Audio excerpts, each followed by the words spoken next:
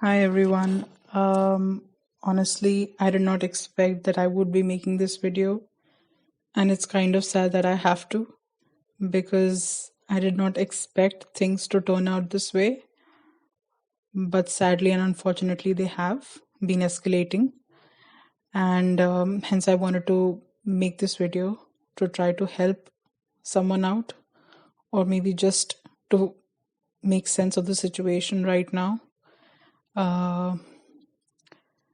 I firstly want to start this video out by praying for everybody that is right now fighting to survive in Ukraine, or everyone who is right now fighting to help others survive in Ukraine. I really genuinely hope and pray that things do not turn out as scary as they are seeming to be right now. And I hope there is no bloodshed or loss of lives that has to necessarily be made in order for people to prove a point. That's my sincere prayer for everybody out there who's stuck in Ukraine right now, trying to fight for their country or trying to fight to survive. If you're interested to watch this video, please keep on watching. And this video will be basically distributed into 3 parts, wherein first I'm going to look at Ukraine's birth chart and what is happening right now exactly, comparing it with the transit chart for Ukraine. I'm also going to be looking at the transitory planetary placements that are going to happen and how that is going to influence the near future for Ukraine. And thirdly, then I'm going to move on to Putin's birth chart and figure out if there is any sort of indication in his chart which corroborates with what is right now happening in Ukraine, or anything that we can understand from his chart that shows us what is the future events that might transpire in this situation. That's what is going to be the main crux of this video.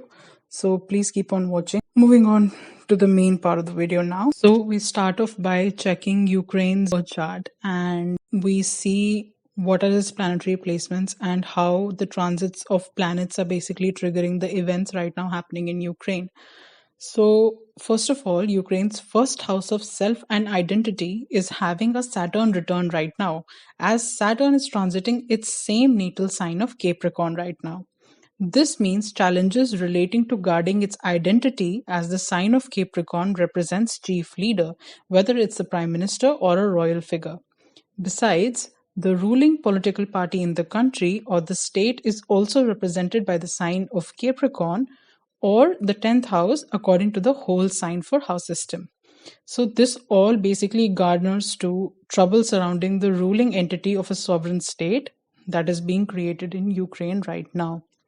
Secondly, Mars is right now transiting over its natal Rahu or North Node in the 12th house, causing the themes of the 12th house to get triggered, which is expedited exposure to foreign entities and loss of life and expenditure being offset. Thirdly, Pluto, which is a planet of intense destruction, transformation and rebirth, is right now transiting over Ukraine's first house of self and sovereign identity. And fourthly, Rahu and Ketu is currently transiting Ukraine's 5th and 11th house axis, which means the 5th house of ruling entity will be eclipsed by the foreign influence as signified by Rahu, and this can cause a widespread transformation and unfortunately deaths for public at large, since Ketu in the sign of Scorpio signifies endings and death, and this is present in the 11th house of public at large as citizens. There also seems to be some sort of possibility of overtaking the monetary functionality of the sovereign state, as the axis of Taurus and Scorpio gets triggered in the 5th and 11th house axis. So now moving on to what do I see with the progressing transits that are happening in Ukraine's chart right now. One thing which is extremely bothering is tomorrow on the 26th of Feb, Mars moves into the sign of Capricorn and transits through Ukraine's first house of self, causing major combative blow-ups as it conjuncts this energy in the first house with other malefic planets like Saturn and Pluto. And as Mars is exalted in the sign of Capricorn, the military activity could possibly move close to annexing the capital Kyiv of Ukraine. In March, I don't see any major influences happening, at least not as much as it seems to be when April begins, because as soon as the nodes shift signs, when Rahu enters the sign of Aries and Ketu enters the sign of Libra. For Ukraine, this activates the 4th and 10th house axis, which can show the possibility of foreign influence gaining traction or control over the borders of Ukraine, as Rahu signifies foreign entities and the 4th house symbolizes jurisdiction of your homeland. Also, when Rahu transits Ukraine's 4th house, it passes over its natal Uranus, which is associated with extremes, breakthroughs and breakdowns, and being an outsider. And Rahu amplifies all these themes in the 4th house of motherland. And as this Rahu will also be conjunct Mercury in the 4th house, this can also represent that the channels of media communication about reporting of truth of the situation at Ukraine can be manipulated and falsely broadcasted favorably to a regime. As Ketu moves into the sign of Libra and transits over Ukraine's 10th house of its political regime and sovereignty, as well as its natal Pluto signifying destruction, transformation and rebirth, does not seem to have a very good message for its existing political power, and any diplomatic talks of de-escalating the situations arising don't seem to be favorably affected. And the final blow comes when the Sun transits through the 4th house of Ukraine's jurisdiction, getting conjunct with Rahu and Mercury, which can show the eclipse of the identity of the nation itself, unfortunately. Moving on to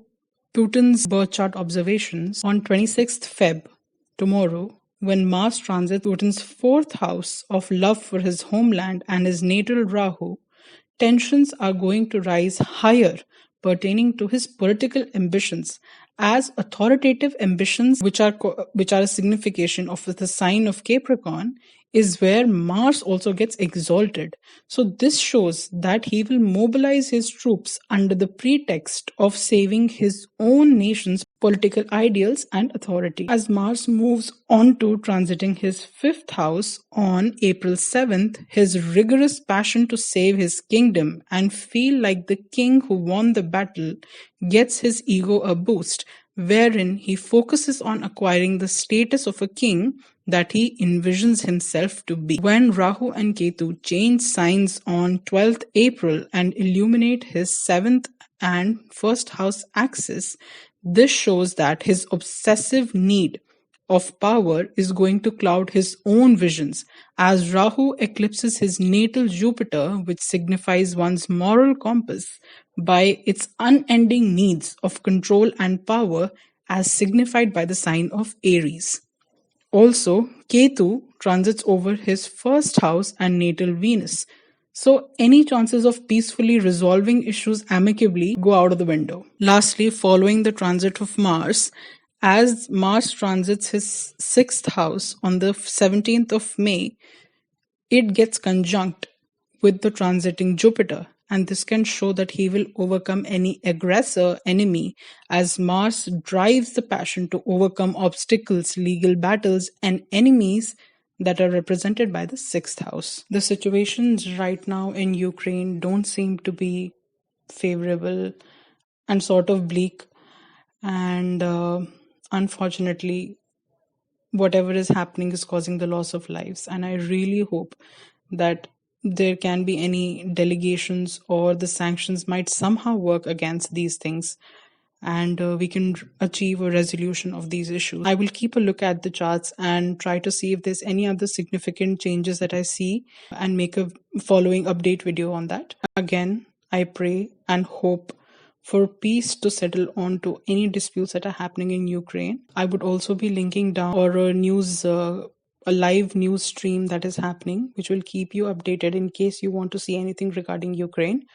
Thank you all for watching, and I genuinely hope and pray that things get better in Ukraine and there need not be any unnecessary bloodshed or violence to be caused that would threaten a country's sovereignty and people's own sense of individuality. Thank you.